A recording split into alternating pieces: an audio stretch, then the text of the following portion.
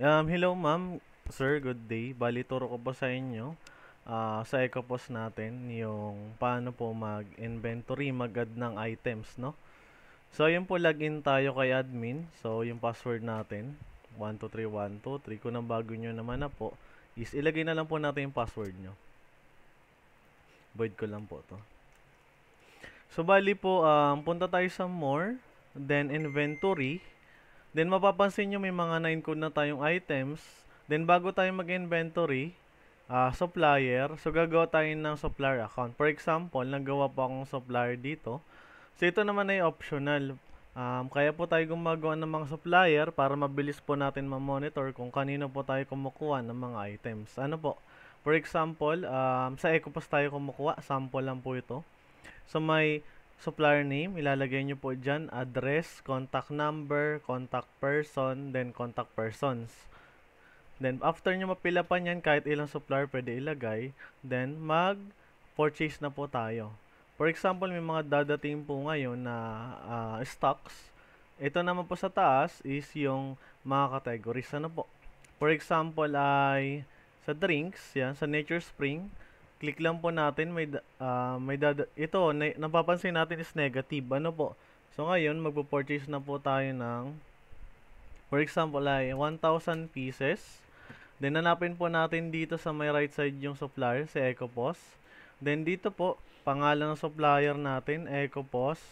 Tapos yung sales invoice number. So, ilalagay nyo po dito para ma-detect po natin kung kaninong resibo po yon.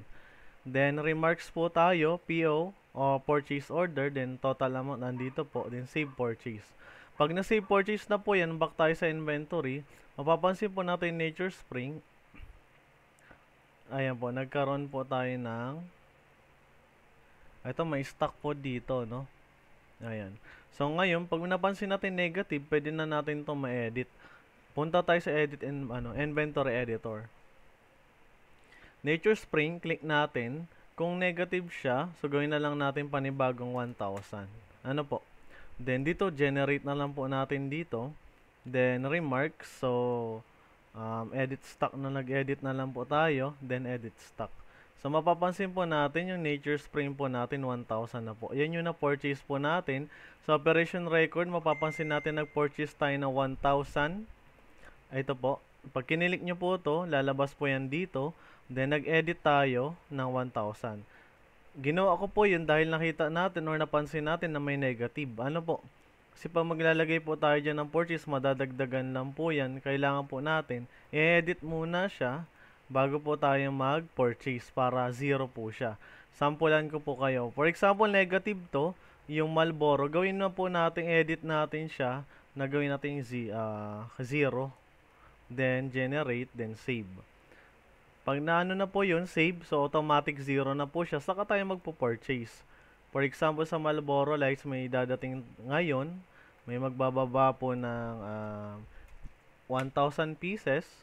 Then, ilagay po natin ulit yung pangalan ng ating supplier, din yung invoice number, then remarks, PO, then save purchase. So, ganun lang po kadali mag-inventory dito sa POS namin. Na po, mapapansin nyo po yung Marlboro Lights, 1,000 na yung stock. Then Nature Spring. Pag nakita po natin dito sa item checker, ayan, mapapansin natin 1,000 na yung stocks niya. Nature Spring 1,000. So yun lang naman po ma'am sir.